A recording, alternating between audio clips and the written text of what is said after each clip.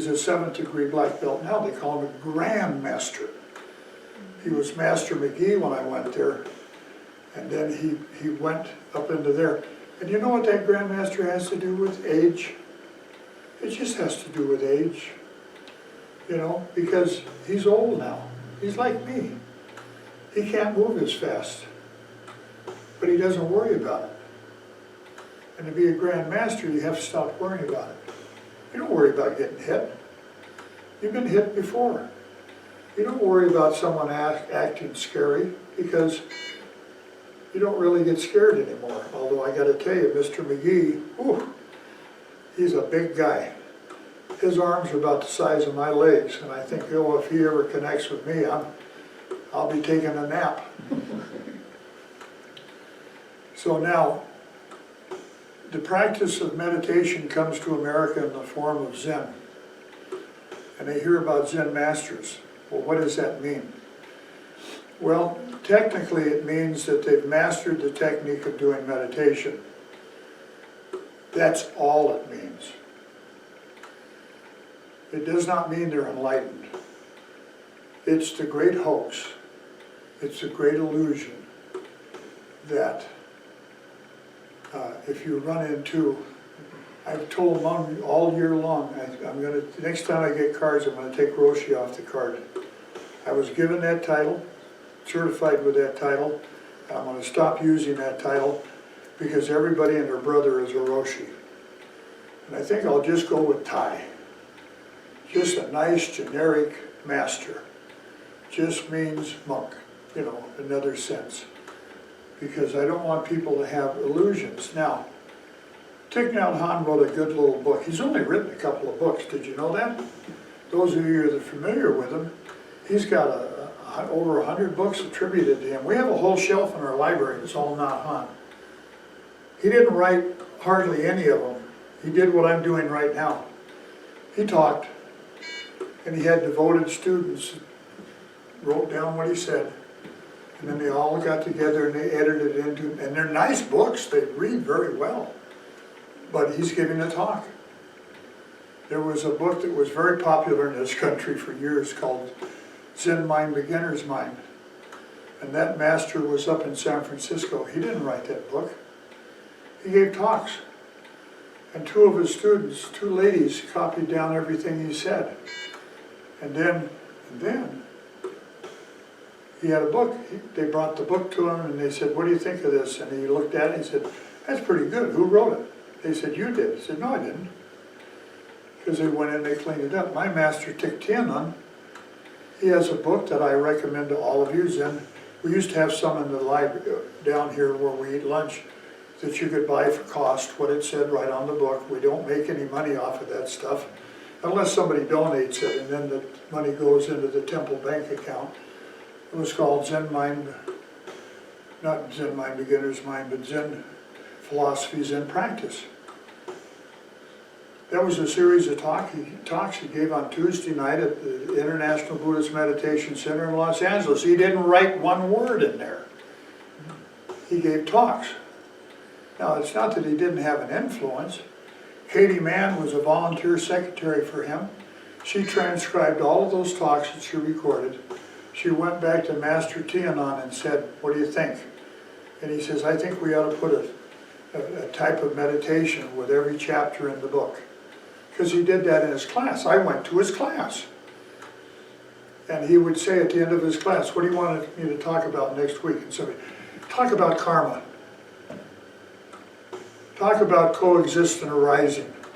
Oh, they'd come up with all kinds of stuff. These were very smart people. And he'd give a talk on it. It's in his book.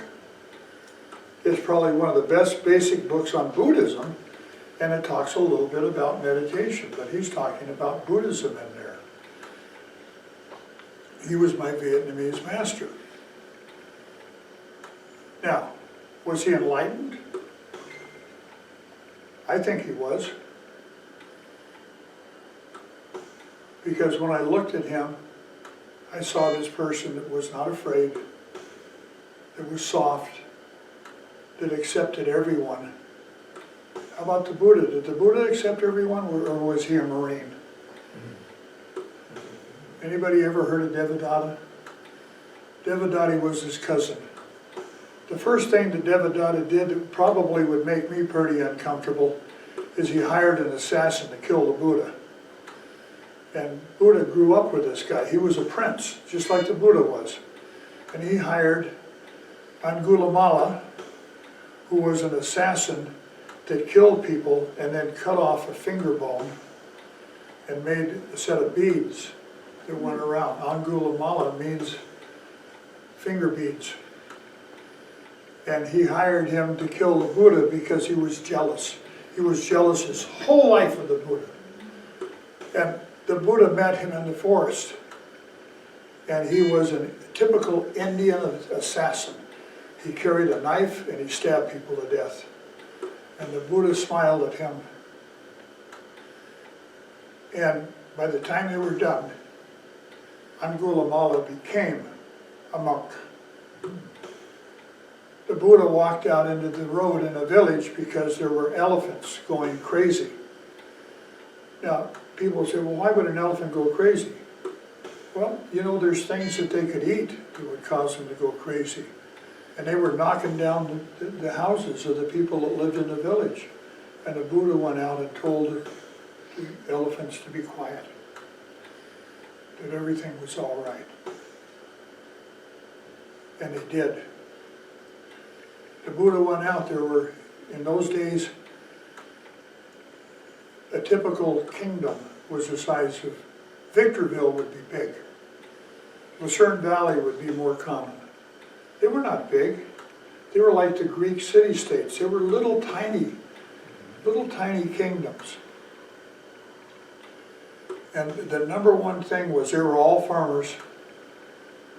They were all making food and water rights. So if there's a stream or a river going through your land, if you put a dam up, the people next door don't get any water. If they don't get any water, they can't grow their crop. So they were fighting all the time. And we have many instances in the sutras where the Buddha went out and said, stop. Stop fighting. Share the water. You don't need all the water. You can share it with the people next door.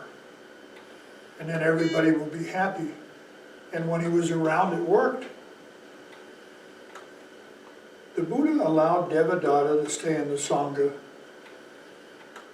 for the rest of his life.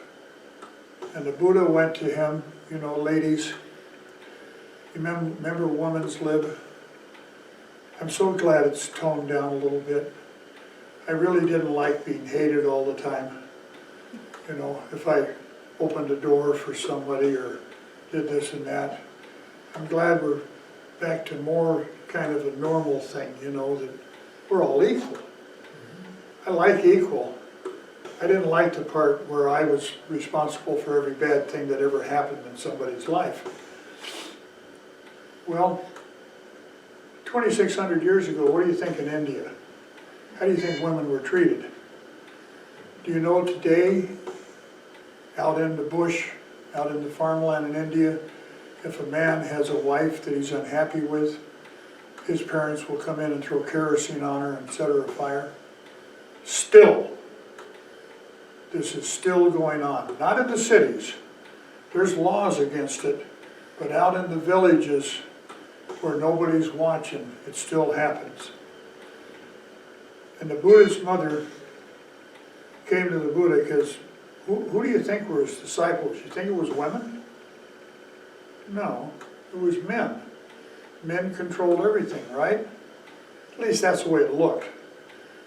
The Buddha came to his mother came to him and said, I want to be, his whole family became monks, you have to understand. I call nuns monks. I call women monks. Because nuns has too much baggage with it. First thing you do is think of the flying nun, right? On TV, you think of the flying nun and all that. But no, monk to mean someone who's in training all the time, constantly working on themselves. So she came and asked to be a monk. And he said, no, I can't do it. Because, you know, and the unsaid thing was all these men will go in revolt. Because if I make you a monk, then you'll be equal to these men. And that's never happened before. Now, you have to understand that there were some things the Buddha did that people were a little upset about. One of them was that he made untouchables monks. He touched them. Not only did he touch them, he took them to the river and he gave them a bath. Okay, and he said, this is not real. This caste system is not real. There is no such thing as an untouchable. That was pretty brave. But with the women he said, don't ask me to do it. It's going to get so divisive. And Devadatta heard about it, his cousin. And Devadatta had his little clique. You know cliques, we've all seen them. I mean, even when you get older, there's cliques. Like you belong to a quilt making clique, or you belong to a jelly making clique. And he came to the Buddha and he said, you know, if you do this, I'll take all my disciples and we'll leave and we won't be part of your Sangha. And the Buddha said, well, don't do that. He said, I'm telling you, right now, I'm laying down the law. You let women be on the same level as men, and I'm done with you. So the Buddha said, well, maybe we can work something out here. And he did. Now you got to understand, the Buddha's wife, if you don't know the story of the Buddha, he had a wife and a son, and he went on the great search to find the answer to all the suffering in the world. They do that in India. It's a common thing. His mother and his wife were there asking to become what we would call nuns or monks. They asked 3 times. That's usually the magic formula. If you ask me to do something for you 3 times, at the 3rd time, I'm kind of stuck. Now, you don't get to do it this way. Will you let me, will you let me, will you let me? You can't do it like that. You have to go away and come back and a 2nd time ask and a 3rd time ask. And Ananda was the Buddha's cousin. His whole family was in the Sangha. They all shaved their head and became monks. And Ananda was his cousin. And he took care of him like Mom takes care of me now that I'm in my dotage. And he said, you've got to let the women in. They've asked 3 times. They're showing great humility. You've got to let them in. He goes, I can't do it. It'll tear everything apart. We have a good community here, and it'll destroy our community. And they're going down the road because every 3 days they got up, moved down the road to the next village. And Ananda looks behind him and says, do you see your mother behind you? Do you see your wife? They're wearing monk's robes and they've shaved their head. They're refusing to leave. And so he said, okay. And he hit a compromise with Devadatta. And the compromise was, and there's actually 8 rules. They're all nonsense, but that's my opinion. There's 8 rules, and they're summarized this way. The most senior, the oldest, most wise, and enlightened nun has to bow down to a novice monk of 1 day standing and always walk behind them. So when we have our processions at this temple, we'll have one in April for the Buddha's birthday. I'll have the monks, I can't walk anymore, I can barely walk out to the golf cart. But it used to be we'd all walk around here, come up to the Kuan Yin, offer incense, come up here. You will traditionally see the nuns in the back and the monks in the front. You'll also see me take a couple of very old nuns and put them up in the front. Because I don't buy it. It was a temporary solution to a problem. It was not a 2,600, 2,700-year-old solution to a problem that we're going to keep. And that's that. So, what's going on in America? Well, I look at the clock and I've talked too long. I've set the stage for this though. So next week, I've already told you about these masters. It just simply means they've mastered a certain technique, whether it's woodworking or it's building a violin or whatever it is. Then I'm going to talk to you about what we did next week about the fact that all of these people that consider themselves Zen masters are not enlightened. Okay, and for those of you that are familiar with Nyan, he wrote 2 books that were very, very good. And my favorite book is, I always get it backwards, so he'll tell you what it is. It's White Clouds, Old Path? No, Old Path, White Clouds? Yeah. Okay, it's a wonderful, wonderful, wonderful book to read about the Buddha's life. The second book is called Zen Keys, and my master Thích Thiên said, you ought to read that. This was back in the 70s. And I read this book, and at the back of the book he talks about the monks and this whole business of being awakened, a little or a lot. And he says, after 20 years, and I'll repeat this next week for you. What, did I get it? She just went her head like this. Old Path, White Cloud. Yeah. No, she just went, I got it right. I did it 2 ways, I had to get it right, one or the other. And so here's what happens. At the age of 20, you're really 19 in Vietnam, or Japan, or any place else. But because we count the 1 year that you're with inside your mama as 1 year. All across Asia, that's their thing. So when you're born, you're 1 year old.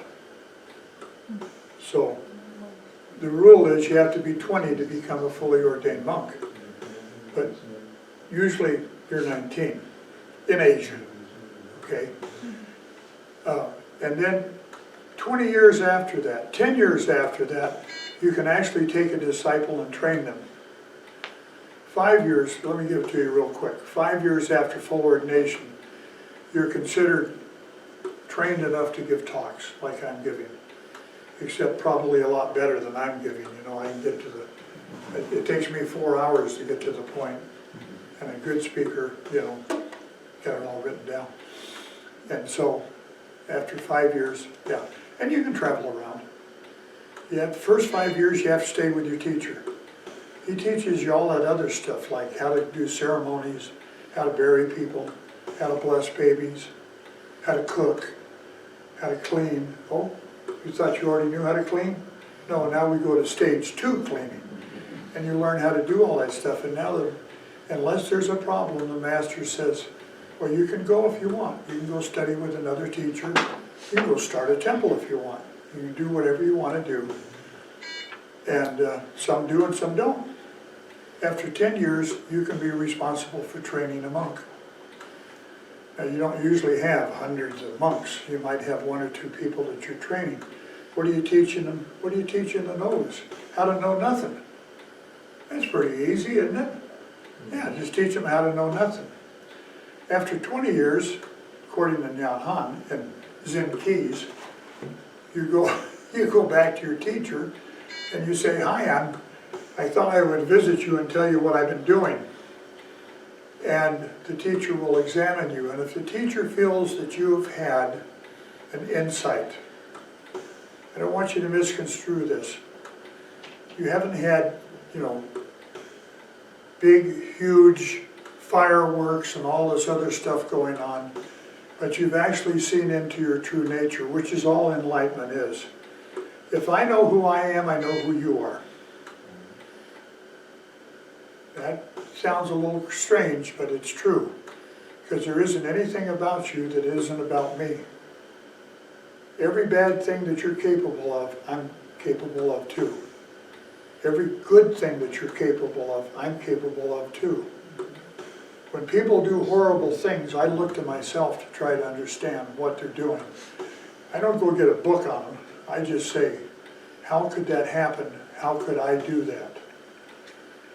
When you know yourself, you know everyone else. So you go to your teacher, and your teacher examines you, and if your teacher finds that you have some insight, that you're a little bit above the norm, you get a title, Tung Twa. And Tung Twa implies that you have had an awakening. Now, I'm going to tell you a secret. Every one of you has had awakening. Every one of you. You had your first awakenings, Buddha enlightenment, when you were a kid.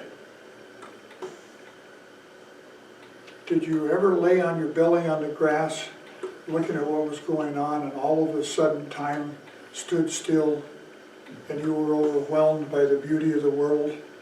That was your first enlightenment experience. You connected with the world. What's the bad thing about becoming an adult? We forget our connection. That's the bad thing. We're always connected to the earth. So, next week, we'll talk about all these Roshis floating around and how perhaps they got to take themselves just a little too bit seriously. And they need to relax a little bit and learn how to clean the toilet and how to know nothing.